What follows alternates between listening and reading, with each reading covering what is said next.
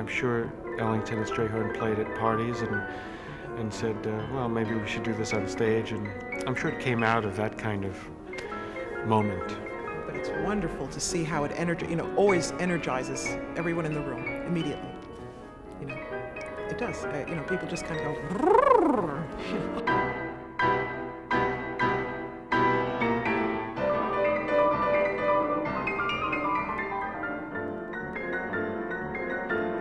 There are things about music that are so profoundly electrifying, and it's really when there's an audience and everybody is kind of together in it. There are very few other things that I find as moving.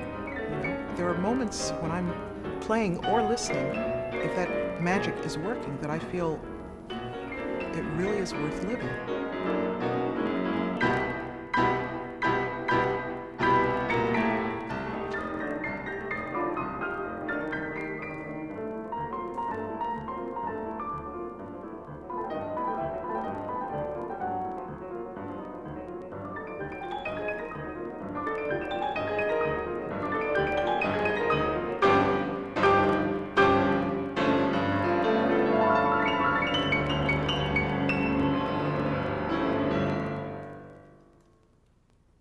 The moments that I wait for are actually in rehearsal or just when I'm practicing by myself. That's when I unlock either the piece or myself, sometimes both at the same time when it's really good. And it's also ecstasy. It's being in a different place. All music can do that, from Messiaen's music to Aretha Franklin.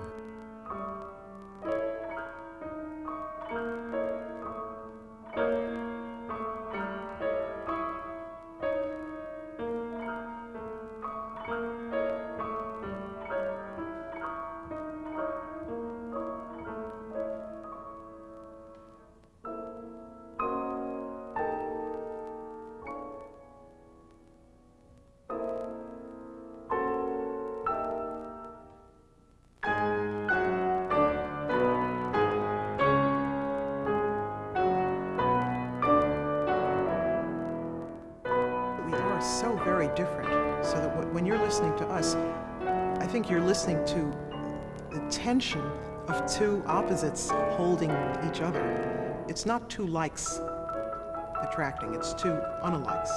And there's something, I think, more exciting and sort of dangerous, because there's always the risk that these guys could fly apart any minute, and we don't.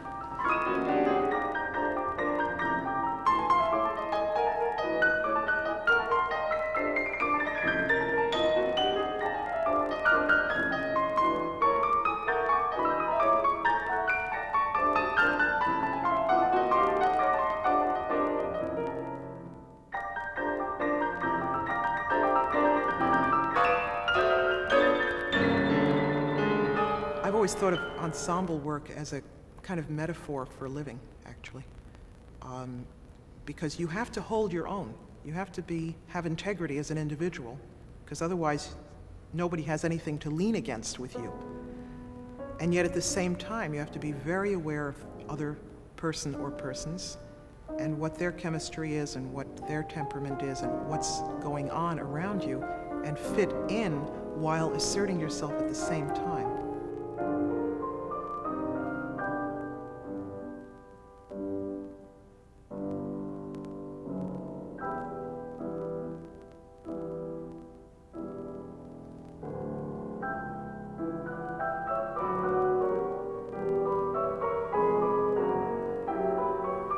We have absorbed the training of Mozart, Beethoven, Brahms from the very beginning in our lessons when we first started playing, and certainly when we were listening to music.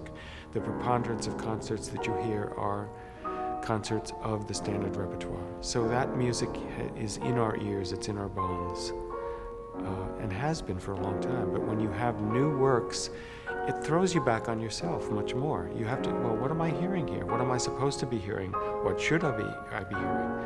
So the creativity actually comes out in a more overt way in these pieces. And what I've learned is that I apply that now to Brahms, because that's what you're supposed to do. You're supposed to play Brahms like you've never heard it or the audience has never heard it before. Yeah, that's true.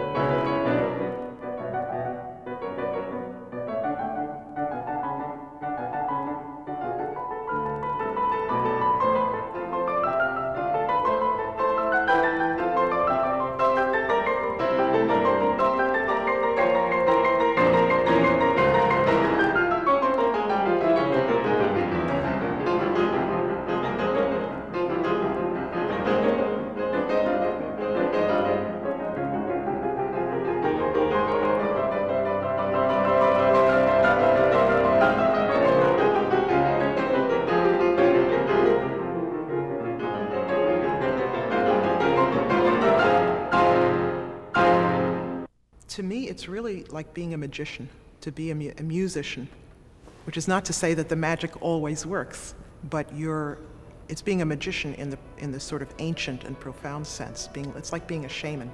It's having access to really terrifying forces.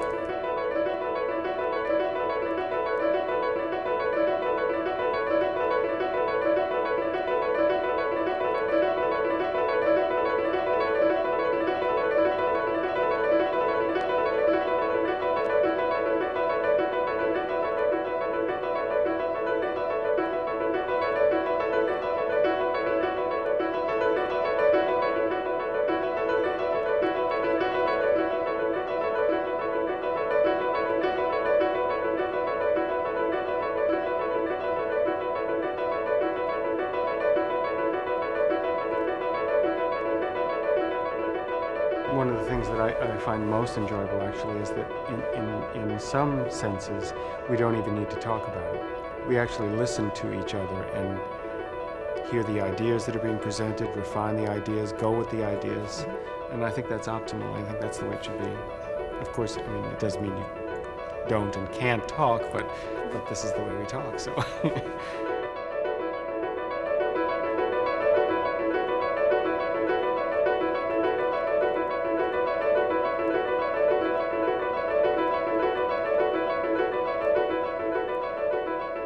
I sometimes think that in my audience, very possibly there are people for whom this is the first live concert they've gone to, because music is so often now ingested in the form of headphones and a Walkman or a CD player, which is great, but it's a very different way to get your music.